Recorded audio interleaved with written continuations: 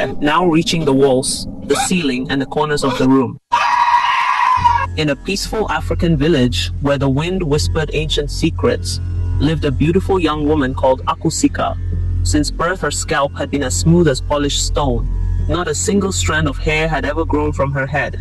Her parents had tried all sorts of herbs and cures, but nothing worked. In a village where a woman's beauty was determined by her hair, Akusika became a subject of ridicule and cruel jokes.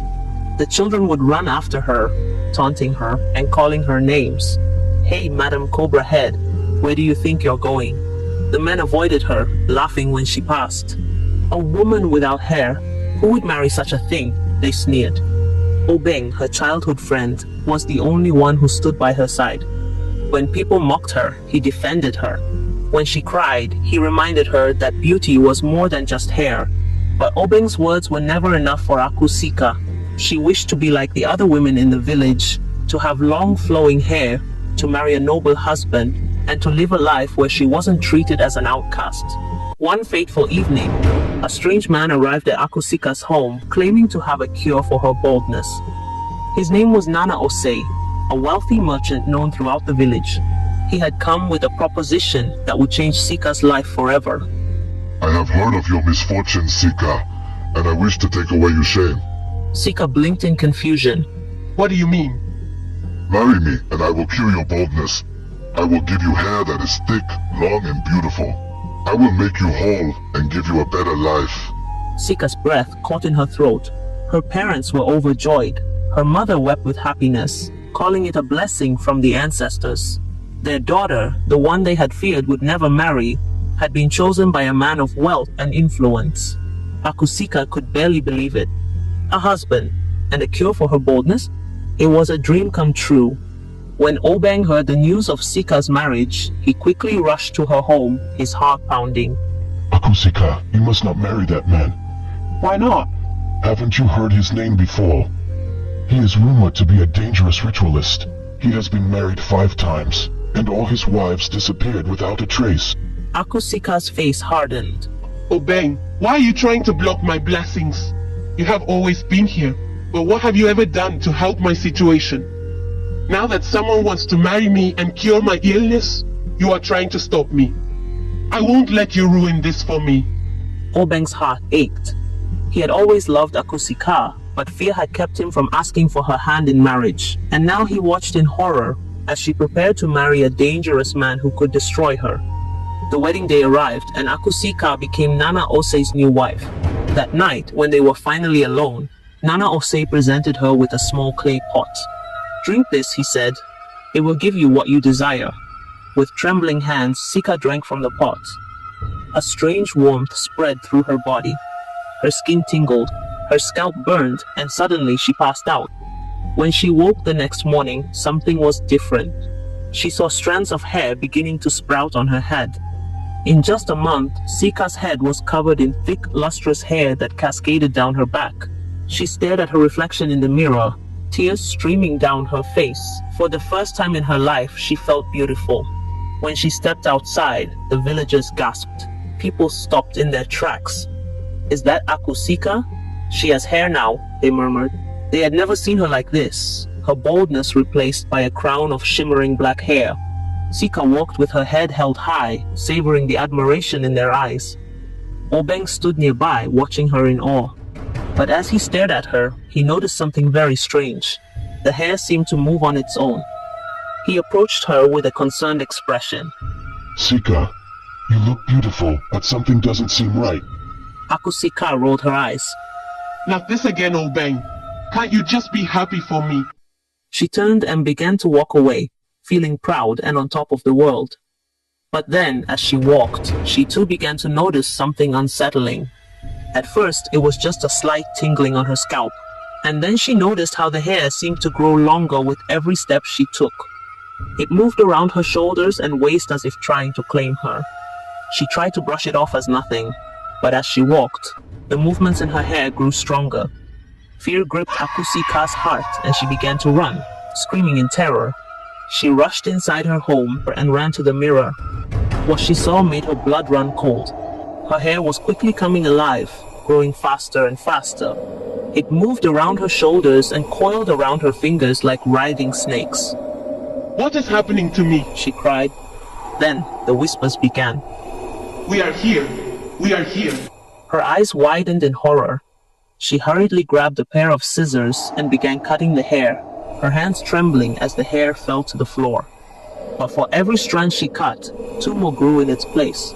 The whispers became screams, filling her head with a chaos she couldn't escape. We are here. We are here. She dropped the scissors, trembling. When Nana Osei returned, he found Akusika curled on the floor, her hair now reaching the walls, the ceiling, the corners of the room. What? What have you done to me? She sobbed. Nana Osei laughed, a wicked triumphant laughter. What I gave you was no hair, Sika. I gave you evil spirits. You have been possessed by evil spirits who are dwelling on your desire for hair. And now because of you, I will continue to be the richest man in this village. Sika didn't fully understand Nana Osei's words. All she knew was that she was in serious trouble. She tried to run, but he grabbed her wrist and dragged her back into the room. He locked the door behind him, leaving Sika alone with her terrifying hair. The next morning, Sika sat curled in the corner, her fear increasing as the serpents in her hair began to whisper something terrifying. We are hungry. Feed us. At that moment, the door creaked open, and Nana Osei stepped inside. 2 villagers were dragged in behind him, their hands bound, their faces pale with terror. Sika's breath hitched. The serpent spirits are hungry. Nana Osei began. I need to feed them to get what I want. He gestured toward the prisoners, and Sika's hair responded instantly. They lunged forward and grabbed them, consuming them instantly. Sika turned away, tears streaming down her face as the villagers were consumed by her hair. When it was over, the serpents in her hair began to vomit money onto the floor. Nana Osei laughed in delight. He knelt, scooping the money into his hands, his eyes glistening with greed. You see, Sika, you are a gift, a vessel for my wealth. She shook her head violently. I don't want this. Please, let me go. It's too late. He said, standing tall. He then turned toward the door and left. Akusika lost count of how many people were brought in and fed to her hair. Day after day, her hair consumed them. Day after day, her husband's wealth grew. Her body grew weak. Her once radiant face became gaunt and pale. She had longed for beauty, for love, for acceptance, but instead, she had become a monster. As the days passed, the villagers began to talk.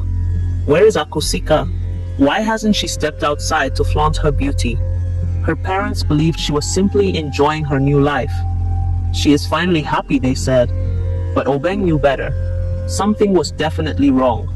He began to watch Nana Osei's home, sneaking around its edges, listening, waiting. Then one night, he saw something that sent shivers down his spine. A group of bound villagers being dragged into the house under the cover of darkness. His blood ran cold. Something sinister was happening, and he needed to act fast. One evening, while Nana Osei was away, Obeng crept into the house. He moved silently, his heart pounding. The house was eerily quiet. When he walked into the dimly lit room, he froze.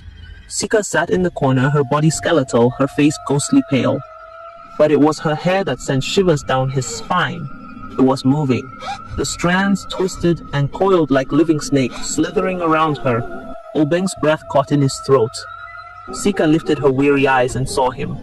Obeng, help me. Please save me. She whispered. He took a step forward, but the hair suddenly lunged at him. He stumbled back as the strands snapped at him like fangs, narrowly missing his face. Terror gripped him. He turned and ran for his life. Obeng burst into Sika's family home, his chest heaving. Akusika is in danger, he cried. Her parents gasped in horror. The village elders were gathered immediately. At first, they were skeptical, but the weight of Obeng's words and the absence of Sika convinced them to investigate. The elders, armed with talismans and sacred herbs, stormed Nana Osei's compound. What they found horrified them. Sika was barely alive, her hair a writhing mass of darkness. The floor was stained with blood, and the air reeked of death. The elders poured sacred water on Sika's head. They performed rituals to sever the connection between her and the serpent spirits. Slowly, the hair began to wither and fall away, the whispers fading into silence. When Nana Osei returned home, the villagers seized him. He didn't need a trial, his fate was sealed. Right there in front of everyone, he was sentenced to death for what he had done to Sika and for all the lives he had taken. As Sika was being carried home, the villagers, ashamed of how they had treated her, rallied around her, offering their support and apologies. As Sika recovered, Obeng never left her side. He cared for her, protected her, and spoke softly to comfort her when she woke up screaming. One day, as she sat outside, feeling the wind against her bare scalp, she looked at him and realized, I had all I needed this whole time, but I failed to see it. I'm so sorry, Obeng. Obeng smiled. You don't have to apologize, Sika. All that matters is that you are safe. Sika took his hand. For the first time in her life, she no longer longed for hair, for beauty, or for people's acceptance. She had found something far more precious, peace, freedom, and a true love that saw beyond her appearance. Moral of the story: true worth is not found in beauty or the approval of others, but in self-acceptance and the love of those who see us for who we truly are.